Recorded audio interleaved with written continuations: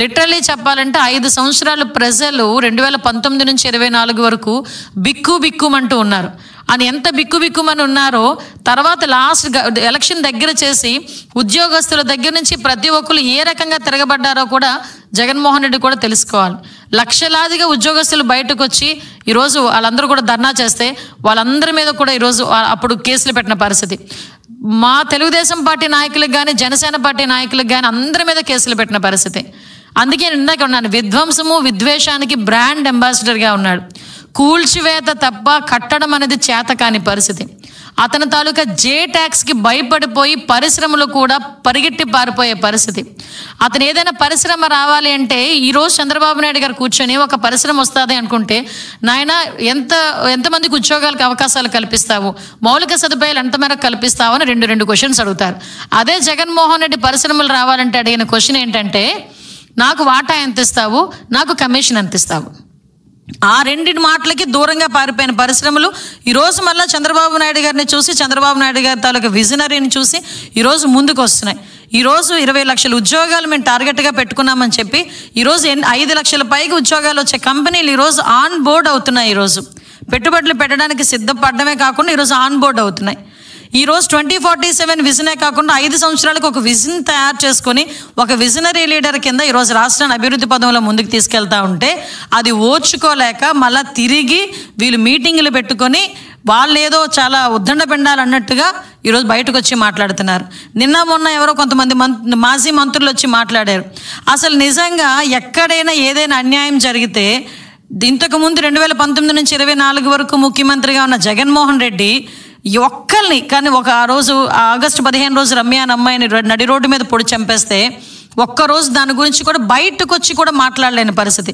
అలాంటి ఆత్మహత్యలు, హత్యలు, వాళ్ళ తాలూకా తిరిగి వాళ్ళ దాడులు ఎన్ని జరిగినా కూడా ఒక్కరోజు కూడా బయటికి రాని జగన్మోహన్ రెడ్డి ఒక్కసారిగా అతనికి 11 సీట్లకి దిగజార్చి ప్రతిపక్ష హోదా కూడా లేకపోయినప్పటికీ కూడా ఈరోజు అతని ప్రతిపక్ష నాయకుడిగా తను ప్రమోట్ చేసుకుంటూ ఈరోజు బయటకు వచ్చి ఎక్కడ ఎవరు చనిపోతారా నేను అక్కడికి వెళ్ళి పరామర్శ చేయాలి అని ఆ ఒక్క పరామర్శ పేరు పెట్టుకొని మొబిలైజేషన్ పేరుతో జనాల్ని మూకుముడిగా రోడ్డు మీదకి కావాలని తెచ్చుకొని ఈరోజు ఏదో బల ప్రదర్శన చేసే పరిస్థితి కనిపిస్తూ ఉంది.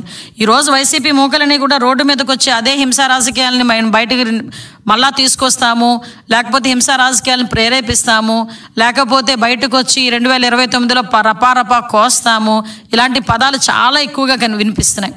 వీళ్ళందరికీ ఒకటే చెప్తున్నానండి, ఇక్కడ మీ ఆటలు సాగు. ఇక్కడ ఉన్నది చంద్రబాబు నాయుడు గారు, ఎన్డీఏ కూటమి. ఎట్టి పరిస్థితుల్లోని కూడా లా అండ్ ఆర్డర్ ప్రాబ్లం వచ్చినా, జనాల్ని రెచ్చగొట్టే పరిస్థితుల్లో మీరు ఎటువంటి వ్యాఖ్యలు చేసినా, అదేవిధంగా ఆడబిడ్డల్ని అవమానకరంగా మాట్లాడినా ఎట్టి పరిస్థితుల్లోని టాలరేట్ చేసే ప్రసక్తి ఉండదు. దానికి తగ్గ మూల్యాన్ని కూడా మీరు కూడా చెల్లించుకుంటారు. దీనికి కొంచెం జాగ్రత్త పడాల్సిందిగా వైసీపీ మూకలకి చెప్తున్నాం.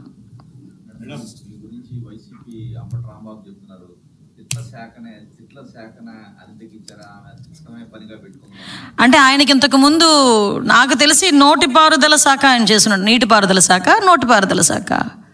ఇంకా ఆయన అందులోంచి బయటికి రాలేనట్టుంది.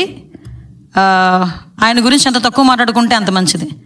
నా విలువను నేను దిగజార్చుకోలేను ఆయన గురించి మాట్లాడి. కాకపోతే ఏదైనా విధానపరంగా మాట్లాడమనండి, చిన్న పిల్లోడికి కూడా సమాధానం చెప్తాను. అంతే తప్పించి టార్గెట్ చేసి ఏదో రకంగా మాట్లాడదాం అనుకుంటే కనుక చెప్పాల్సిన అవసరం లేదు. మేము ఏదైనా చెప్పాలనుకుంటే మేము ప్రజలకు చెప్పాలి. మేము ఆన్సరబుల్ ప్రజలకి.